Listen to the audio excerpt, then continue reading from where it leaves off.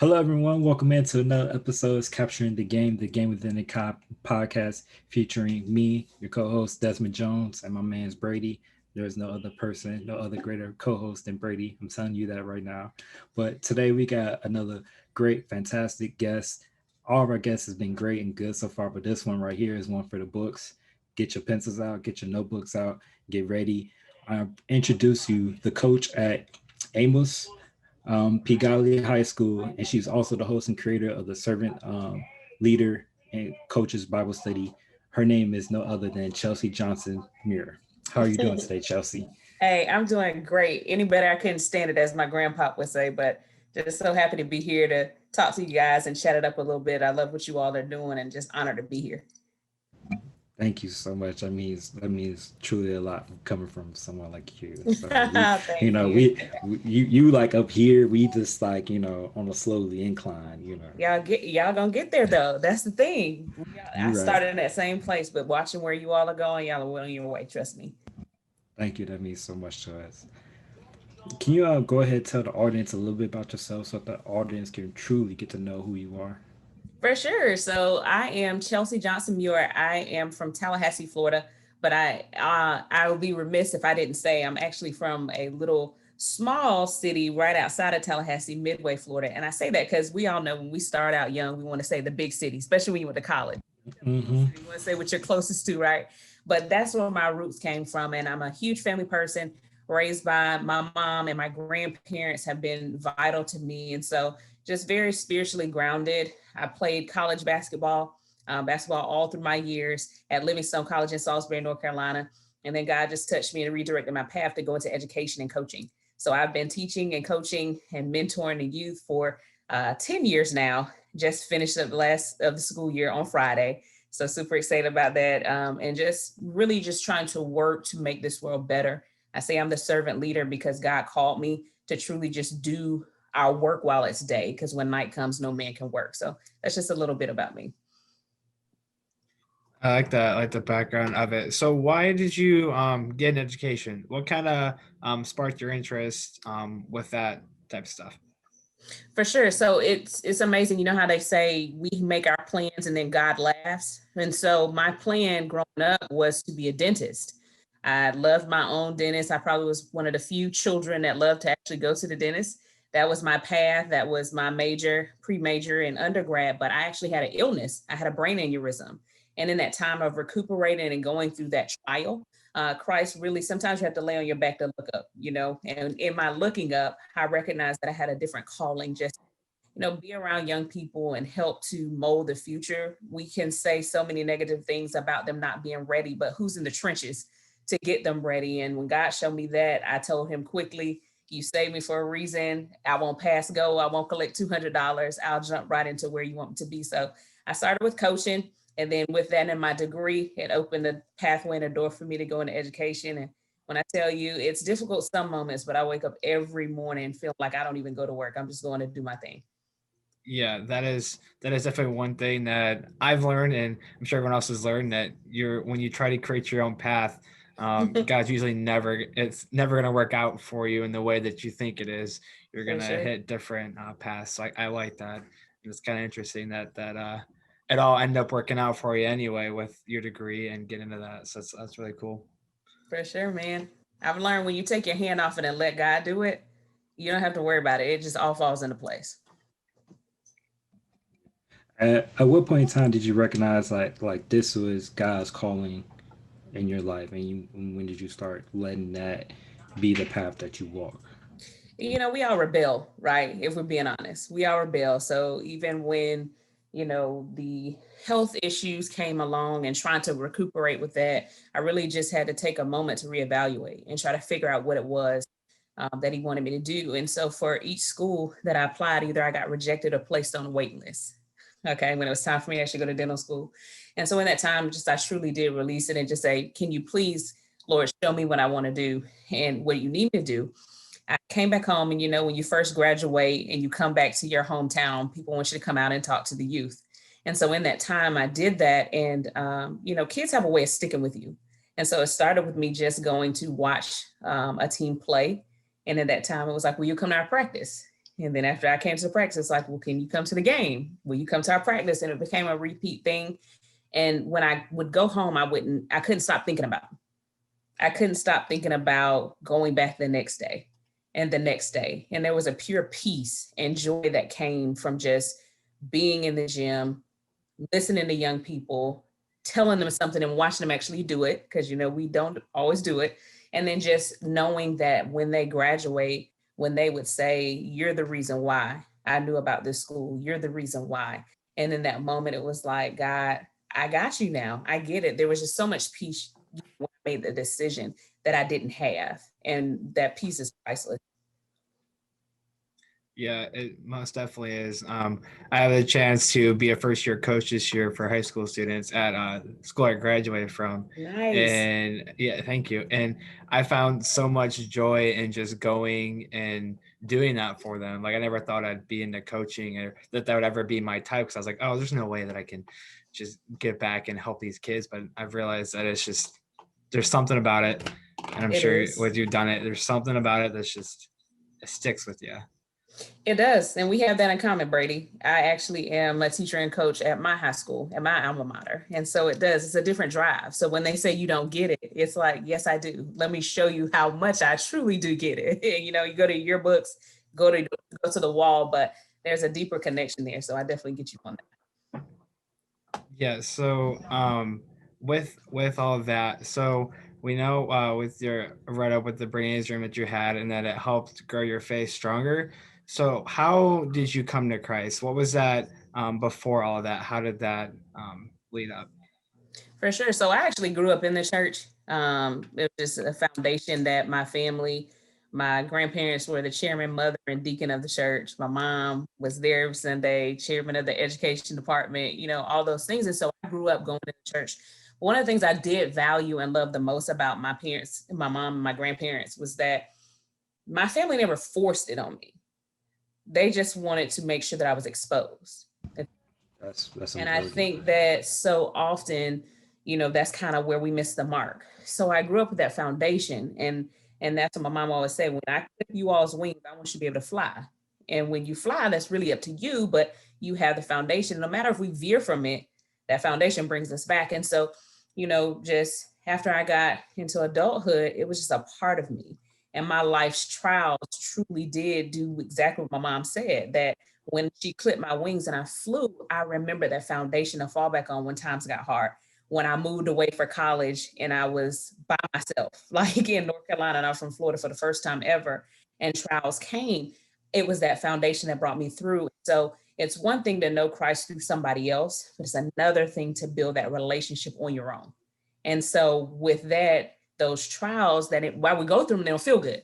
Okay. They don't feel good. What they did do is they taught me who God could be for me by myself, not for anybody else, but for Chelsea. And so the more that I learned to depend on him for myself, not because my mom said so, not because my grandparents said so, each time he came through. Not some of the time, not a lot of the time, each time he came through. And the biggest stretch of my faith was learning that him coming through sometimes is not accepting or giving me what I've asked for, but giving me what I need. And so each day, my development and my relationship with him grows because of the challenges, and each time he came through. Yeah, I mean, God, you put God first in everything. He's always going to come here. through. Come on now. Don't get me started now. This your not show. gonna preach on Sunday. Look, I'm telling you. I'm not going to preach on Sunday. Yeah, I'm not going to preach on Sunday, but man, the minute you put God rooted, especially, if the way that you start off with God, and even if you're young, if you just around it, and I'm grateful that the way that you were brought up, because so many times, religion is forced upon a child, and you gotta get to know Christ for yourself. And come on. You have to know why you need to know Christ, and you got to know why, the reason why you need to depend on him and trust on him and lean on him for everything. For sure. And it's yeah, I ain't gonna preach on a Sunday. Come on now. Look, I'm always ready for it on any day of the week. Okay. Oh man. So we gonna switch gears a little bit. So when did you fall in love with basketball? What was that moment that you picked up the ball for the very first time and you like, yo, I love what I'm doing right now? For sure. So my brother, I call him my twin because we look alike, honestly, but he's older than me. He was the only boy. Okay. Out of three girls, he was the only boy, and he would be outside playing. And so it started out with me just wanting to be around him. So I can remember even being early as 4 and 5 years old, just wanted to be around him. So I would be outside, and it started truly just being out there watching him. Again, I kind of graduated a little bit to rebounding and fetching the ball. And then one day it was, probably my first experience with the word opportunity. He threw me the ball and said, "You shoot it this time." And it's like, okay, I don't know what I'm doing. He's like, "Just shoot it, just try it." And in that moment, I didn't make the shot, but what he saw was that my form. He was like, "Wait, who taught you that? Like, there's no way." And in that moment, it was like he recognized that just by watching him, I had picked up on things. And from that moment, he started teaching me. I no longer was his rebounder. I was like his protege. And man, every day just would go out there practicing with him, go out there working out every single day, all day till the sun went down. We were out there and just loved it, just never grew tired of it. And as I started getting better, I really don't think I realized how good I was. That's the thing. I just did it for fun. And it wasn't until I actually started competing. I think at 10, when City League starts, and it was like, I can do this thing. And so it just kind of carried me through it. Just when you cannot sleep because you want to wake up and do it again, when it becomes a huge part of you, I knew that orange ball was just, it's attached to my hand.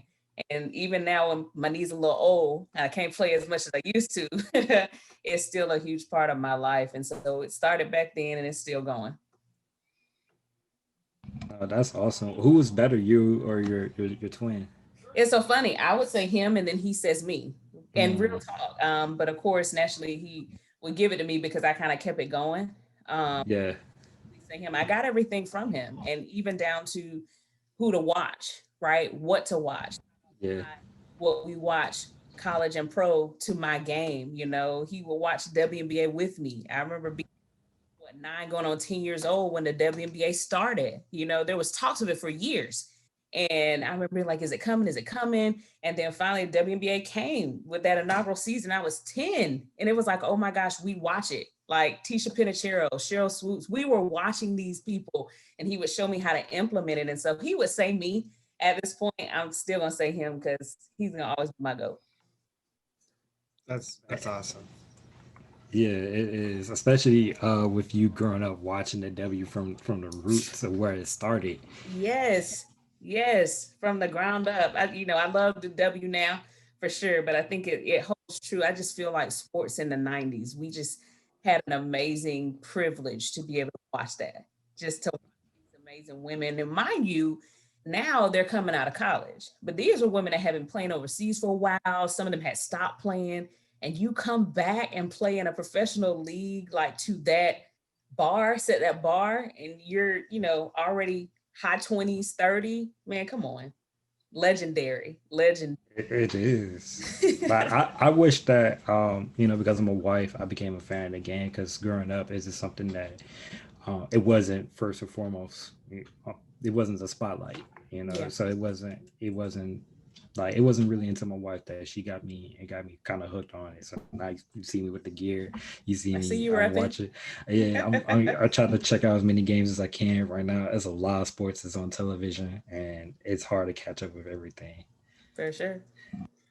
Yeah, staying with talk about the W. So, what are your thoughts on where they're at now, and then with the New Jersey colorways that they just came out with recently?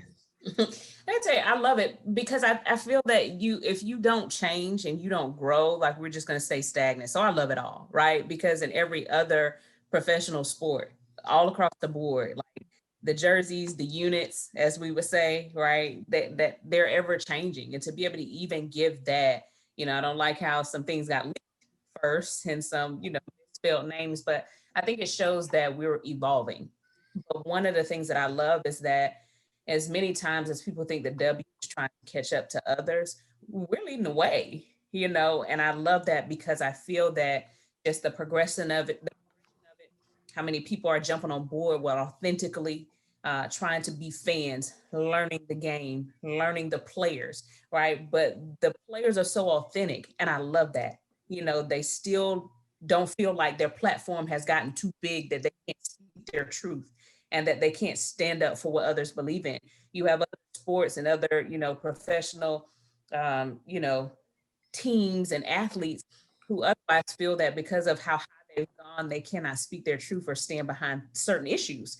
But the W is truly leading the path and leading the way on all fronts, not just basketball. And I love that because that's what I teach. I mean, I feel like we're athletes, but I also feel that that gives us the navigational tool to get a lot of things done. So I'm all for it. I got my jerseys. I got a little womb mate, so I can't really wear it, the one that I originally ordered, but definitely love the units and love how the W in the direction it's going. Congrats, by the way. Thank you so much. I appreciate that. You're welcome. You're welcome. Of course, we'll be praying for the safety of that going Thank forward you for so sure. much. I appreciate it. Yeah. What are some of your personal favorites in the W? Like any personal favorite players that you Oh, for love? sure. I mean, I think it's the same. I hate to be cliche, but let's just be real. I love all of the names that anybody would. But again, I'm old school as well. So I love Yeah. that Sue Bird is still playing, right? Hmm. Simone Augustus, hats off to her. Just the amazing career that she's had and still being a part of it, now being a coach. I love Skylar Diggins, right? Love Elena Deladon. I love some of the new bloods coming in. I mean, come on now, just this class, I tell people all the time to have that much talent and not enough teams to spread that talent around is insane. Uh, Natasha Cloud, I'm a fan. We would see her all day if I really went, but because I am a point guard, I am the point guard queen, and so I find that to be some of my favorites. But I just can appreciate just that every single night some of these people are still going. Of course, you got to mention Diana Taurasi. Hope she gets back on there soon. Ready for Candace Parker to get back so I can really see her contribution. Salute gets a nod from me as well. Just a natural PG. And I really could go on, guys. We could sit and talk about that and chum it up, but I'm a fan of so many talents in the WNBA. Those that's been in for a minute, the vets and the new bloods. Yeah, definitely agree on that because I know on numerous episodes, it's always a conversation that brings up with the W how we want more teams. Yeah, There should be more. There's so much talent, as you said, that's just out there that won't have that might not have the opportunity to play because there's few teams yeah. in there. But with the game of basketball and your servant leadership and everything like that, where was like the line drawn that kind of flipped within your brain that you knew like, okay, this is for me. I'm not gonna go any. I'm not gonna do much with basketball. Where did that kind of switch over for you? So the decision was kind of made for me with my health challenges. There were still some opportunities there. But you have to learn, much like what you said. I was thankful that there was a line in the sand, but not only when that line in the sand was drawn for me, there wasn't a moment where it's like, I don't know what's next. I had my college degree. I had some pathways going for me. And then again, like we talked about before, the light bulb went off for what he wanted me to do. So learning that to grow the game, we don't always have to be a player in it. So for me, it was my contribution to the game is now to stand on the outside and to create the next generation of those names of the players that I spoke of. And so, it just kind of came down to, am I my best self when I'm out here? And if I can't do it 100%, if I can't go all the way, you'll hear pro athletes with long, amazing careers say that all the time. I just was not at my level. And when I went out there, I could not do the things the way that I used to. And if I'm gonna go, I'm gonna go all the way. So I knew it was time to just make that transition. And what better way that if I can't play it, let me create mini me's to grow the game. So, I find joy in that every day. And actually got one right now that when I watch her, I just feel like you're gonna do it. So yeah, that would be it. That's awesome. I'm looking forward to. We have to ping you in a couple of years to figure out which one you're talking about. For sure. Yeah. Yeah. You'll have to. Definitely. What's the biggest advice that you can give to the youth right now? Like, what's something that they could do more of, or something that they could do less of? Because, I mean, I love the youth. I try to mentor like my nieces and nephews as much as I can. I try to stay Mhm. active in the community. But what's the like one thing that you feel as though like is the biggest thing that they need to hear right now? I would say accountability is probably the biggest thing that all youth, athletes or not, need to be able to learn and hone in on. I feel that, our youth, and we play a part of that. I truly do believe that. We're quick to blame the youth, but those, and I would say village members, whether that's parent, teacher, educator, coach, however, wherever you fall, I feel that we take on so much for them that we don't allow them to fail, right? And you guys probably can attest, Desmond, Brady, that one of your biggest lessons in life came from you failing first, right? And so I feel that they have to, I tell my seniors that all the time. I'm like, whose fault is that? Well, see, the teacher didn't. No, no, no, no, no, no. Let's start from the beginning. It's always the teacher's fault. you know, well, she didn't put my grades in. Well, actually, when I look at this, your assignment was due last week. You turned it in 3 days later. She had to put it in because you turned it in late. So let's actually be held accountable and let's learn some responsibility. I feel that what young people can do less of is, technology is great. It is. It has helped us to advance, but I also feel that it has crippled so many of our young people. Put the phones down. Y'all know we were in the grass and drinking from the hose and playing outside until we couldn't. Drink it from the hose. Let's Yeah, go. we were running four flats with no shoes on. I'm not saying that they need to revert back to how we, kind of made our way through. But what I do know is that I grew up playing with the neighborhood boys. There weren't many girls playing. There's maybe one or two, but I learned how to be tough. I learned how to be quick, fast because I want to play. And if we can put these cell phones down some, if we can come off social media some and apply that to not just our respective sport, but actually learning to use grammar correctly as opposed to texting all the time.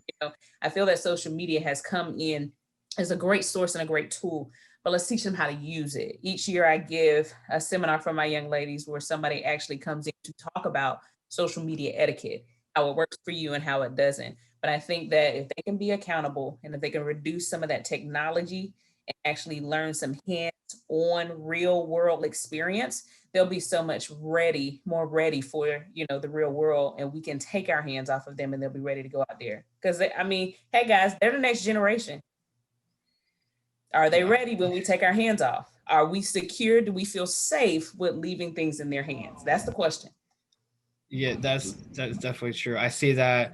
So as I coach high school kids, that's one thing that I see at these track practices and these track meets, that they're always just, instead of watching and cheering on their friends, sometimes they're just over in the tent or they're out with on their phones, and it's just like, okay, we put them away for a minute. It's a Saturday morning. You're gonna be here for a couple hours. Like, take it For in. sure. You can do that in your own time afterwards, but right now it's like, and then they miss out on those, realize later that, oh, we can't get that time back. And it's just, it's it's a lot of teaching and a lot of learning and growing as Exactly. we've done. So within that, what inspired you to start the servant leader? It's funny. That's another God thing, honestly, and not even to sound cliche. That was so a God thing. You would have asked me a year and 3 months ago if I would be doing this. I would say, I don't know what you're talking about. No. But at the start of the pandemic, we all had just question marks. This was one of the things, especially in this era, where, we all were in the same boat. It didn't matter our background, it didn't matter where we were from, color, creed, beliefs. We all were in this pandemic. And for the sports world, it left us all hanging by a cliff. I can just remember paying attention to ESPN and the news, and just one by one, each conference cancel, cancel, cancel, cancel. And you're just sitting there waiting and checking off a checklist. And so the biggest portion is, now what are we now? How do we impact our athletes, or those that we lead every day when we're at home, when we're not able to meet or practice?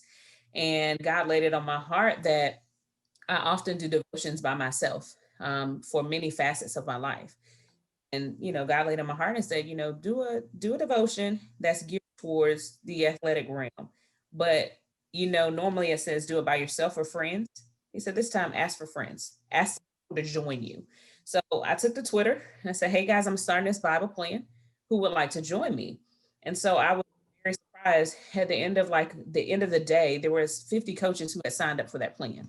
And we discussed these things and, told our, struggles and our strengths and our ups and our downs. And then after that back and forth messaging, one of the coaches said, coach, let's get on, let's talk to each other. We need some relationship. We had been secluded in the house. So we got on, we started for 7 days. And in those 7 days, it was like, okay, we got to keep this going. Like, I know the plan ended, but the way I felt every day, everyone's sentiments, when they logged off of Zoom every day, it gave us a boost to keep going. And so I told him, I said, as long as I keep getting yeses, we will keep this thing going. And here we are, a year and 3 months in, just truly tapping into where sports and where faith and endurance and servant leadership, right? That's the true piece that God called us to be in the sports realm for us, is on this podcast. But whatever facet he called you to be in, we're called to serve. And he gave that template, right? One of the most powerful entities, right, of the Trinity of this world. On his final moments, he served. He did the greatest act of service by washing the disciples' feet. He served. He didn't have to do that.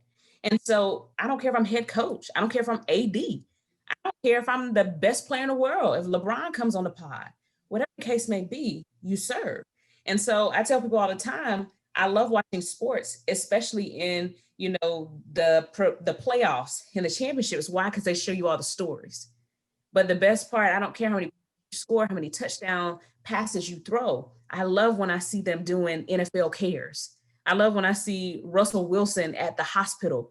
I love when I see, LeBron creating schools and Westbrook doing the same thing. And those are the things that this basketball, football, baseball, wrestling, those are tools, navigational tools to be able to infiltrate the sports world, to bring people closer to Christ and recognize his actions through us.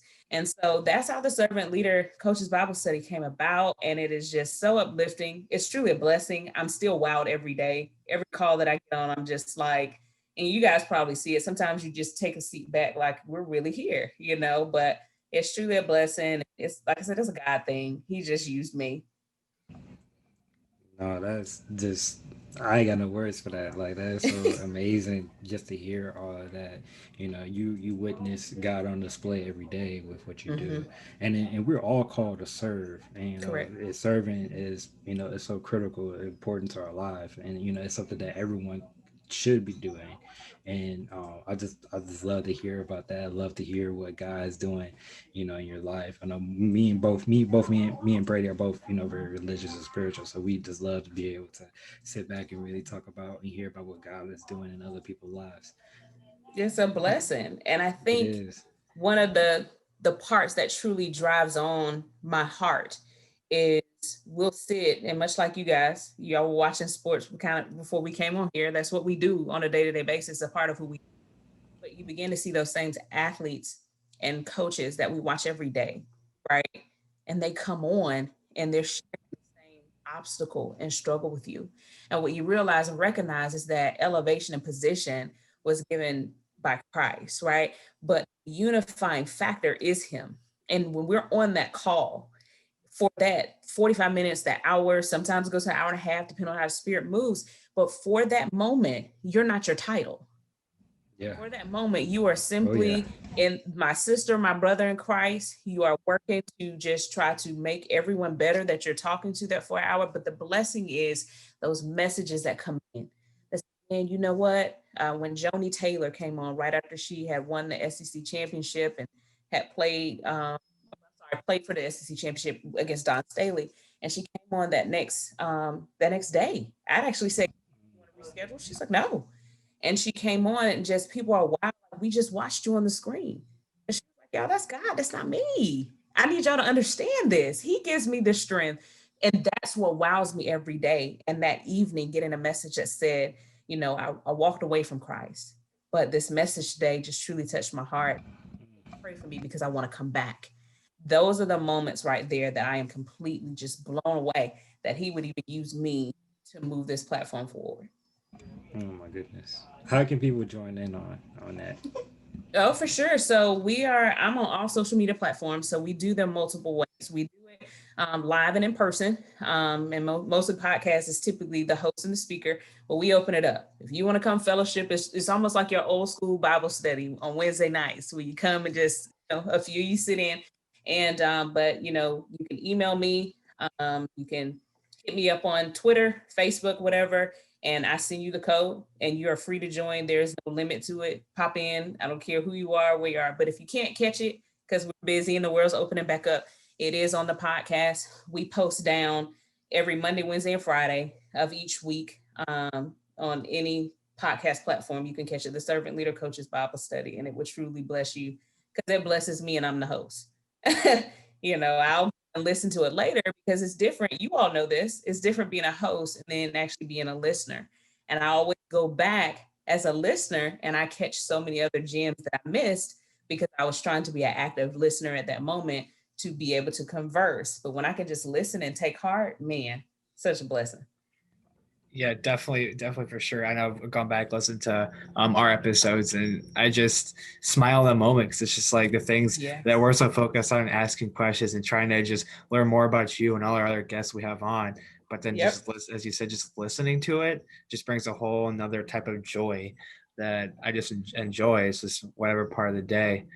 But it's awesome. This stuff is nice. And as you've talked with like the professional athletes and stuff like that, with they're brought for that moment. I like seeing that too when they're brought on the screen and people are they're explaining it. People are like, oh, you want to do it another time? And they're like, nah, I'm just gonna do it right here. That's right. It's awesome. But that kind of concludes our interview portion. I know Desmond and I and you, we could just talk about all this stuff for hours. But, for sure. And I'm open anytime off air. Okay. That's great. We can do that. But for the interview portion, that wraps it up for it. So we're gonna move on to the rapid fire portion of the podcast. So it's a game that Desmond and I that we like to play. We have a tally going. We will show people what that tally is here soon once we get around to that. But it's a little game we play. We ask you a couple questions, and some of my questions for you. Are you ready to play the rapid fire?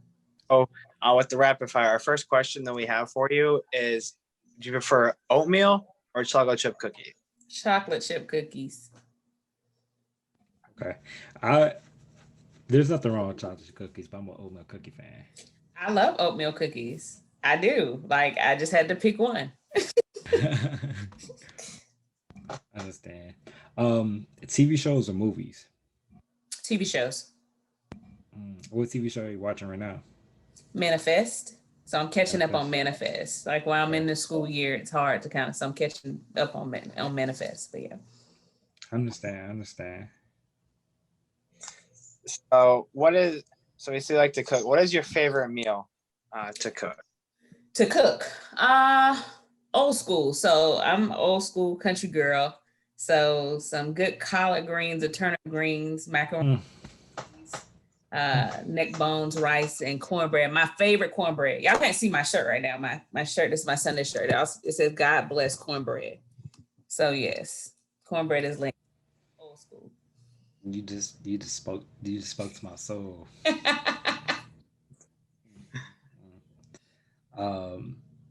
Favorite Bible verse? Ooh, that could be so many.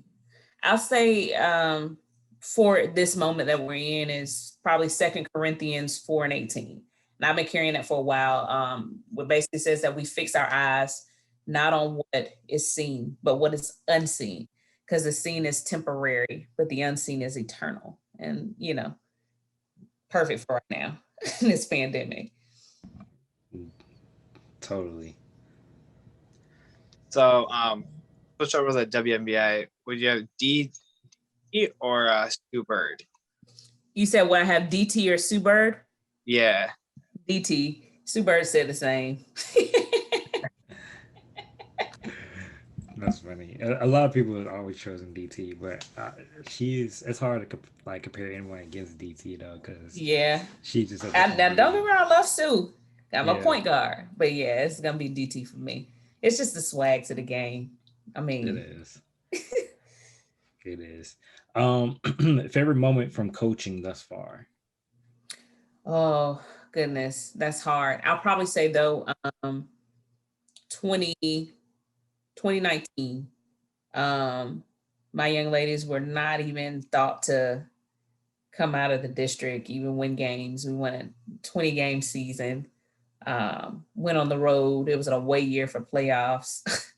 Was scheduled to be beat by 25, won by 8, just amazing. And then came back, in the regional finals. We lost, but we played a team that had beat us by 30 in the regular season, lost by 6, was in some foul trouble, but by far my proudest moment, because it was just one of those years where it's like, we're still going, it's just right away. We're not gonna talk about it, we're just gonna keep moving, but all of those things you teach have come to fruition. So definitely my best moment. So, alongside of the coach, what is one of the favorite sports moments that you've seen? Say that one more time. One of the favorite sports moments that you have seen. Ooh, now that's hard because I'm old school. Honestly, I would probably say, and now I'm gonna get these teams wrong though, because in March Madness, it's always the underdogs. But I would never. I think it was Arkansas. I'm not even gonna get it wrong, guys. But it was years ago, and the team was down by like 12 with 48 seconds left. We're gonna have to go back and research these teams, y'all. Sorry for those listening on the podcast. But just sitting there on the couch and watching, it's like, yeah, this game's over, And they came back and won, And then of course, because I didn't know the team names, I will have to glide this in there. When of course De'Aaron Fox was still playing the Minnesota and Alabama game, and they were playing with 3 people. If I would say that, looking for some Jordan in the old school, but I think I like to go outside the box of what people don't say. That is a good choice. I forgot all about that game.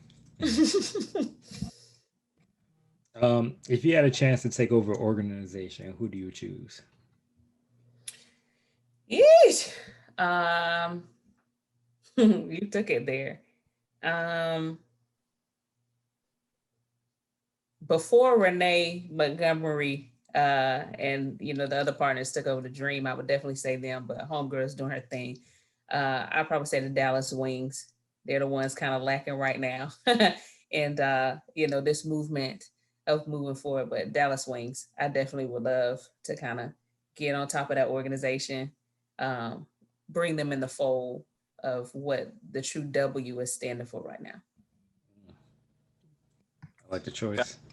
Yeah, gonna say not a bad pick. So that kind of wraps up our the game portion of the podcast. So it kind of brings everything to an end then today. So for the people who are going to be watching this on YouTube, we put it on there, and for the people listening on their different platforms, where can they follow you at? For sure. So I'm on Facebook for my Facebookers, Chelsea F. Muir.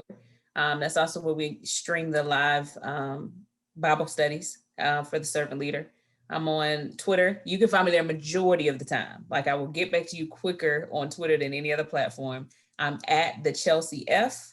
And I'm on Instagram, the Servant Leader Coaches Bible Study, or Chief Ran John. So I try my best to keep my eye on all of those. And then, of course, download the podcast, the Servant Leader Coaches Bible Study, on any podcast platform. Gotcha. We'll be sure to follow along there too. And for those people that are listening and viewing us, you can find us at Capturing the Game on Instagram. On Twitter, you can find us at CTG_podcast. And then on YouTube and Facebook, you can search Capturing the Game podcast there. And we'd like to Desmond, I'd like to again thank you, Chelsea, for joining us on this podcast today, and just talking about the servant leader and basically your background within your faith and what has led you to where you're at right now. Thank you guys for having me. I really appreciate your spirits. Love what you guys are doing and look forward to just connecting with you guys again.